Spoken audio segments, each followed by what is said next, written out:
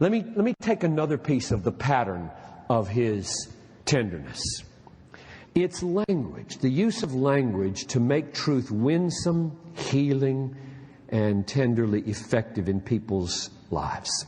I want you to get this, because we can all grow in this, and I want us to grow in this now. Newton had the eye, the heart, and the tongue of a poet, a spiritual poet. He wrote hundreds of hymns, which were poems. He wrote them for special occasions. He wrote them for his family, which means that he did not engage in excessive abstraction, but in concrete word and illustration. Instead of generalizing, he spoke of the specific bird, flower, apple, shabby old man. Give you an illustration. In other words, the eye of the spiritual poet, which we all should want to have, whether you can write poetry or not doesn't matter, but the eye of the spiritual seer poet that looks at the world in such a way that it rings with the divine. The heavens are telling the glory of God. Do you see it? And does it move you? And are you taken up into it and feel it and bring it down through your brain and heart into language so that people are made alive with it? Congregations come alive when language flows like that, from what you saw in the sky, or the night moon, or the flower, or the fish, or the child, or the bridge, or the traffic, or the hospital bed, and you bring it through the dynamic of a great theology out with concrete language. Congregations live on word like that. Your mouth becomes a fountain of life.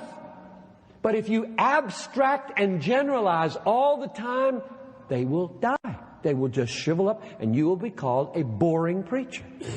And there are just way too many boring preachers. He was watching an eclipse of the moon. This is what he wrote. Tonight, I attended an eclipse of the moon. How great, O Lord, are thy works. With what punctuality do the heavenly bodies fulfill their courses. I thought, my Lord, of thine eclipse, the horrible darkness which overwhelmed the mind when thou saidst, why hast thou forsaken me? Ah, sin was the cause, my sins. Yet I do not hate sin or loathe myself as I ought. You ever experienced an eclipse of the moon like that? What's wrong? Newton's language was full of this kind of thing. Most of us gravitate to abstractions. We say, men tend to choose lesser pleasures and reject greater ones. You can picture yourself saying that, can't you? That's an abstraction. You can only say that so many times till people go... Newton says, same point, the men of this world are children. Offer a child an apple and a banknote. He will doubtless choose the apple. Talk like that. Talk like that. Don't generalize in abstractions. Don't read that sentence and say, now I got to distill that into a principle. That's exactly backwards. You know the principles. Get that sentence into your mouth. Get the apple and the banknote in your mouth. We say, men are foolish to fret so much over material things when they will inherit eternal riches. Well, that's true, and that can be moving, maybe.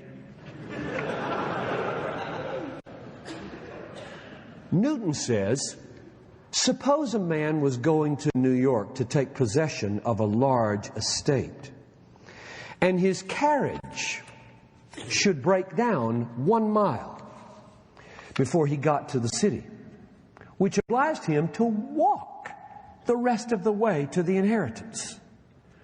What a fool we should think him if we saw him wringing his hands and blubbering out all the remaining mile, "My carriage is broken, my carriage is broken."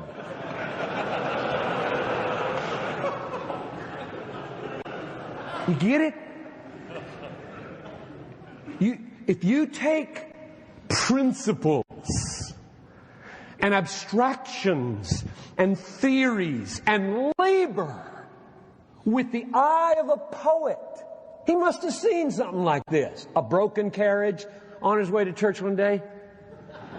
Oh, that's good.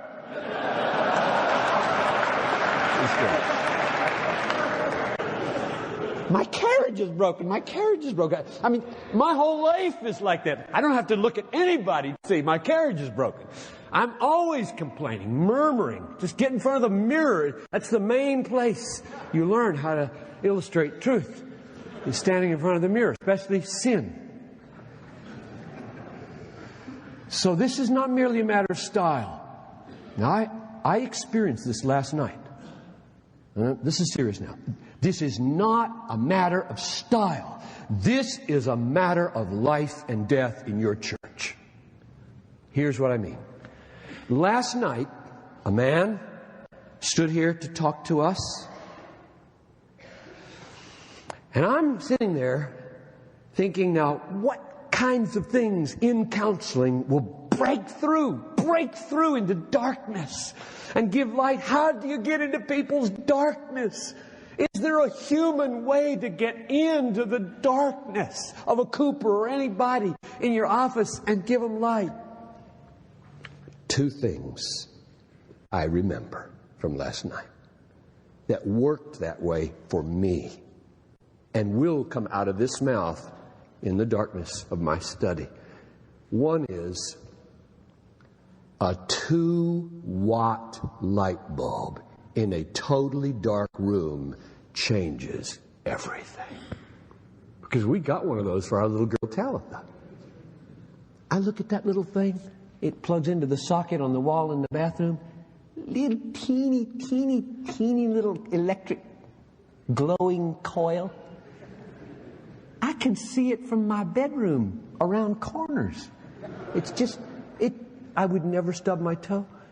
So here's the truth that just blew into my heart with that little image last night. What came into my heart was, I labor under the sense that when I'm facing colossal darkness, I gotta have a big light solution, or I can't do anything for this person. And now I have been shown by the use of an image and a language that no, 2 watts will do this afternoon. Thank you. Just 2 watts will get me through another week. You got 2 watts in your battery, Pastor? And here was the other one. The hurricane. Wrong. So much wrong suffering in a situation, say Sarah's situation, or the India earthquake, or the El Salvador earthquake, or a church that's been ripped apart right now in your situation. It's just so complicated, so huge, so messy. I gotta fix this hurricane. No, you don't. You need to know 2 acts of obedience today. The eye of the storm is small compared to this thing. You can live in it. You do the next thing. Find some parents for your kids. If you're going to die in 2 months, just do that. You don't have to fix the cancer. You don't have to be there when they go to college. Just do what you can do. Now that's an illustration, hurricane and 2-watt light bulb, of what I mean by this is not a style issue here. This is life. This is life for John Piper. This is life for you pastors. It's life for your people. You need to open your eyes. And if you don't have your eyes open to see the world like that, you know what the problem is? Sin. You are so wrapped up in yourself and your little problems, you don't trust in the providence of God enough to free you to see what God's saying to you all the time in broken carriages and lunar eclipses and the glory of the Lord shining down. And yes, one last thing on this pattern of tenderness. And yes, there's a place for humor. Many people ask me about that in his pattern of tenderness, but not the contrived levity of so many communicators today who know how to work an audience, but the balanced, earthy experience of the way the world really is in its horror and its humor. There would be more real laughter in our churches if there were more tears. Ask yourself this question. What is the quality of the laughter in a family over the meal after the funeral? Is it jokes? Are they saying, in an uncomfortable, ice-breaking kind of way, "Hey, did you hear the one about the guy?" Everybody's going to look at you and say, "Leave the ministry."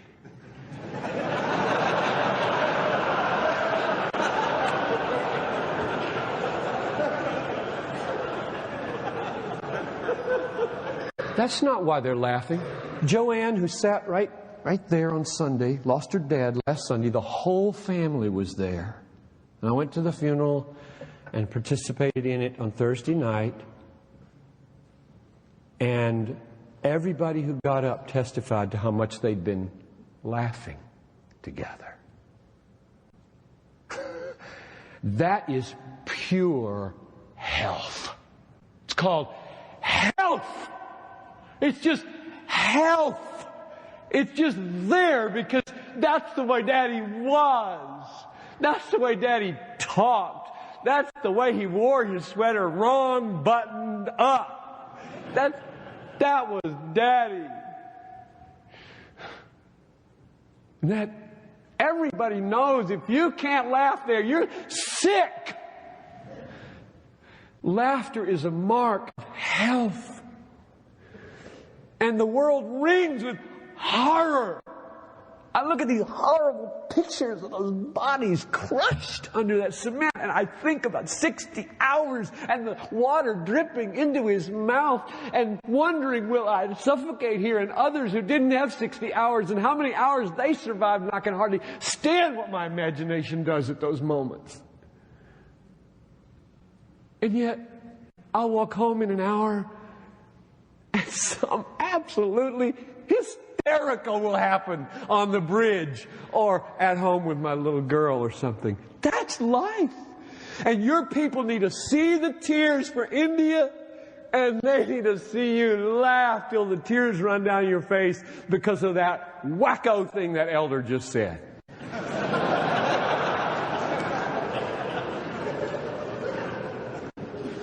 So yes, tenderness. I'm talking about how to be a tender, habitually loved and loving shepherd. There's a place for that. And let me see if I can just sum up these last few things on roots. The talk is about the tough roots of the habitual tenderness. I have 3. Number 1, Newton's realism about the limits of this life. Oh, how helpful it is to hear his realism. Only so much is possible in a fallen world. We groan waiting for the redemption of our bodies. And if we don't realize the limits of our ministry, we will absolutely go crazy trying to fix the world and fix everybody. He said, my course of study, like that of a surgeon, has been principally in walking the hospital. He did not, however, become cynical as he walked the hospital and saw the irremediable diseases of bedlam. You know, the word bedlam comes from the insane asylum hospital in his day. He said, I endeavor to walk through the world as a physician goes through bedlam. The patients make noise, pester him with impertinence, hinder him in his business, but he does the best he can and gets through. I read that last November or somewhere, and I just said, oh, thank you. That's all I do. I just do the best I can, get through this mess, get through that mess, get through this mess. Thank you, Newton. Thank you for telling me that's the way you did your ministry. You just walk through an insane asylum. And you're pestered by this person and grabbed by that person, And you reach out, you touch, you pray, you bless, you call, you do, you get criticism, you didn't call soon enough, you didn't say this, and you just look up and say, sinner, though I am, I did the best I could, I'm going to keep going. And that's the key. Realism keeps you going. Perfectionism wipes you out. So have Newton's realism. Here's the picture. He had to put it in a picture, right? It's so beautiful. He's standing at his window, looking out on the sun about to come up. The day is now breaking. How beautiful its appearance. How welcome the expectation of the approaching sun. It is this thought makes the dawn agreeable, that it is the presage of a brighter light. Otherwise, if we expect no more day than in this minute, we should rather complain of darkness than rejoice in the early beauties of the morning. Thus, the life of grace is the dawn of immortality, beautiful beyond expression, if compared with the night of thick darkness which formerly covered us, yet faint and indistinct and unsatisfying in comparison to the glory that will be revealed. And we heard that this morning. That the only way that keeps us going in the ministry is when a man tells us that he's still doing his masturbation thing and can't seem to shake these fantasies, is to ask him, where'd you come from? Remember that story?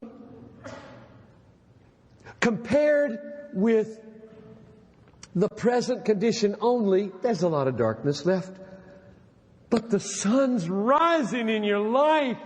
It's rising in your life.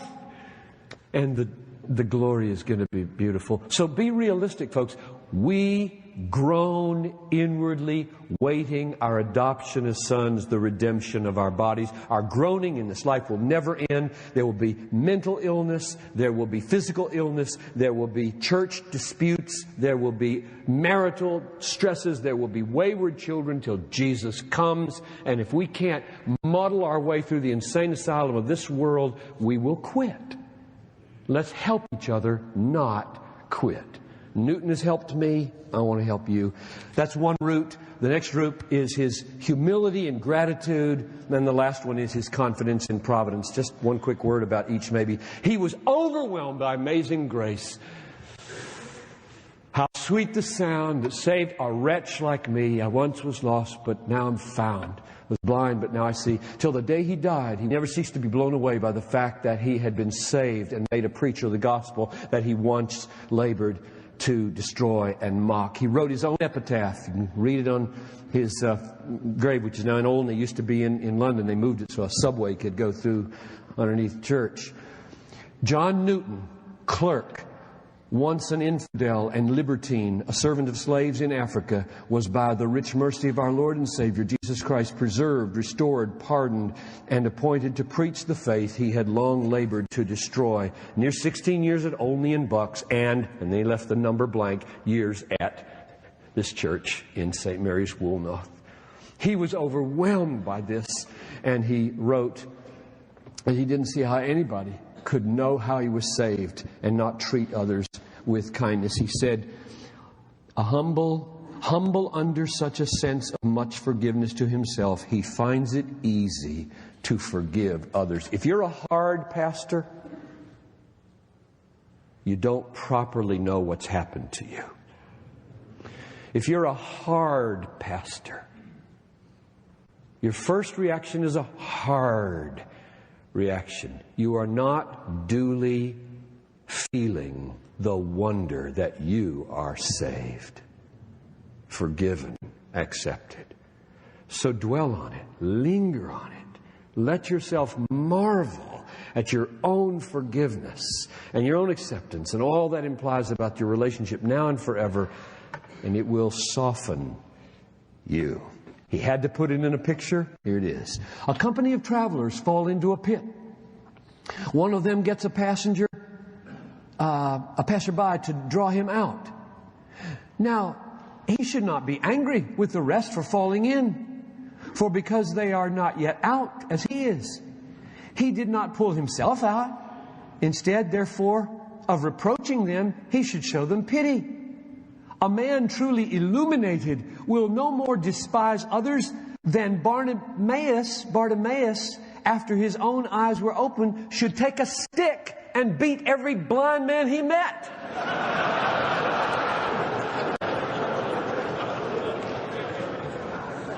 Don't you want to talk like that? Come on.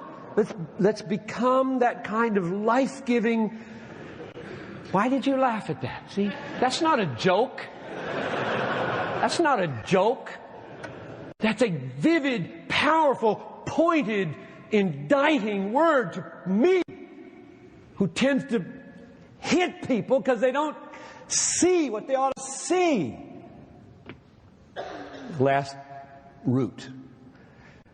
He loved and rested in the providence of God. And I'll just say here that if you don't feel confident that all of your miseries and sadnesses and pain are going to work together for your good under the hand of a loving Father, you will eventually cave and begin to need the world. You will reach for pornography, or you'll reach for money, or you'll reach for the praise of men because you have felt beat up so bad that you say, I need a little reward here. I need a little reward here. No, you don't. You need your eyes open to the fact that you didn't get beat up. You got handled wisely by a loving Father who knows how to make you into the image of Jesus. Is your heart breaking right now? You know why? So that you'll know how to handle broken hearts. You don't like that? Shouldn't be in the ministry. God breaks our hearts for a reason. And He's not mean. He's not ugly. He's not unwise. He's not unkind. He's a surgeon. He knows how to turn us into pastors. Well, the last implication of that providence thing is that if you're not confident that God will be your all in all through His wonderful overarching work for you, then you will not have the power to resist the allurements of inferior pleasures. I'll read it. This is my Christian hedonism swan song. By faith, the believer triumphs over the world's smiles and enticements. He sees that all that is in the world, suited to gratify the desires of the flesh or the eye, is not only to be avoided as sinful, but as incompatible with His best pleasures. So the roots of His habitual tenderness are, 1, realism that we will groan until our bodies are redeemed. You will always have a groaning church. You will always be a groaning pastor. You will always have a groaning marriage, and you will always have reason to groan about your children. Secondly, the all-pervasive humility that he had came from an awareness that he had been wonderfully forgiven and undeserved. And thirdly, he trusted in the providence of God so that he wouldn't say all the way to heaven, my carriage is broken, my carriage is broken. But instead would say, 'tis grace has brought me safe thus far, and grace will lead me home. Okay. I'm happy to stay if you want to ask some questions. So we'll start right there on that microphone. I belong to a small Baptist association much like yours, and Calvinistic thinkers are few and far between. And for a lot of people in the association, they're really hostile towards it. And me and some other young ministers coming up have seen it, and it's just a beauty to us. It's just welling up inside of us. But sometimes we feel like we have to walk so softly that we're not seeing any change and not being able to present this beautiful thing. What would be your advice to a young minister about maybe jumping ship or staying in there and walking, as softly and trying to change things?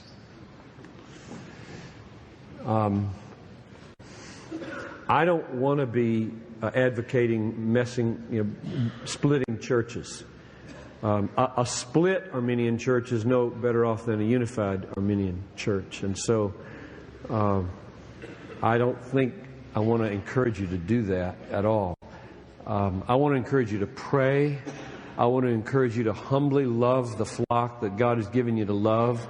I want to encourage you to let the truth and sweetness of the God that you know, which you call a reformed vision of God, to be the power that sustains you in your situation, to care. I want you to be honest and teach what you see as truth and teach it mixed in with all the nitty-gritty of life so that the kids grow in your ministry.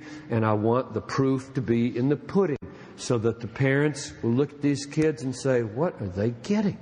And want it themselves. That would be the counsel I would give. And if that aborts, giving it your best shot over X number of years, and I can't tell you how many, then I think you'd sit down with your senior pastor, you'd tell him your heart's desire, you'd share the situation and ask him to give you counsel. And if he says, well, maybe we do need to go our separate ways, and then you go. But you don't pull that trigger very, very quickly, I don't think. Dr. Piper, there's several books been coming out on the wider readership on grace. I think our brother Chuck Smith wrote one out in California. There's so much being talked about by grace, but how does grace relate to God's supremacy, God's pleasures, and really how does grace, because most of what I read is like water off a duck's back, what is your real understanding of why we would see Newton as maybe a good portrait of grace? Grace is the overflow of God's self-sufficiency. So you can't have grace if you don't have an utterly, infinitely, gloriously self-satisfied, all-sufficient, overflowing God who doesn't need you at all. So you need to test people's read of grace with. I try to come up with new questions periodically to test myself and others to see if they're more American than they are biblical, more 20th century or 21st century than they are first century Christian. And the one I've been using for the last couple of years is, do you feel more loved when God makes much of you, or do you feel more loved when God frees you to enjoy making much of Him forever? The former is not grace. The latter is grace. Because it's God-centered. I fear that for most Americans who have grown up on the self-esteem gospel, the only filter in their brain to understand grace is that which makes much of me. If it doesn't make much of me and thus help me feel good about being made much of, I don't feel graciously treated. That's a fundamental flaw in their whole makeup and network. Our hardest job is to shift the categories of emotion and thought such that God becomes the center of the universe around which all the planets circle, so that the highest experience of satisfaction is in making much of Him, not having Him make much of us. And so the way that happens is that you recognize Him as an infinitely all-sufficient, overflowing fountain that is worthy of your trust, worthy of your delight, worthy of your praise, worthy of your allegiance. And you begin to live that way. And grace is the utterly undeserved action of God to include you in that enjoyment. If you don't define grace in terms of enjoying God, I don't know how you can keep it from being self-centered. Now, we'll have to discuss this some more on the panel to see where I fit in with this need stuff, right, that David Pallison's been talking about. Because there's some fuzzy, we need to think clearly about this. But I think God-centeredness is preserved by making Him the center of your desires. I wonder if David would agree with that. I don't think he's here, but he'll be here, Lord willing, tomorrow. That the test of whether you get grace or not is the best thing God could do for you is give you God to enjoy. If you don't think that's the best thing He could do for you, you don't get grace. If you think the best thing He could do for you is to give you a good marriage, or believing kids, or a healthy body, or a successful church, you don't understand grace. The highest, most loving, most gracious thing God could do for you is to give you God for your everlasting and ever-increasing enjoyment. If you don't get that, you don't get grace. So I don't hear too many people saying that, and so I don't think I don't think we quite got grace yet. Thank you for listening to this resource from desiringgod.org. If you found it helpful, we encourage you to enjoy and share from thousands of resources on our site, including books, sermons, articles, and more, available free of charge. Desiringgod.org exists to help you treasure Jesus more than anything else, because God is most glorified in us when we are most satisfied in Him.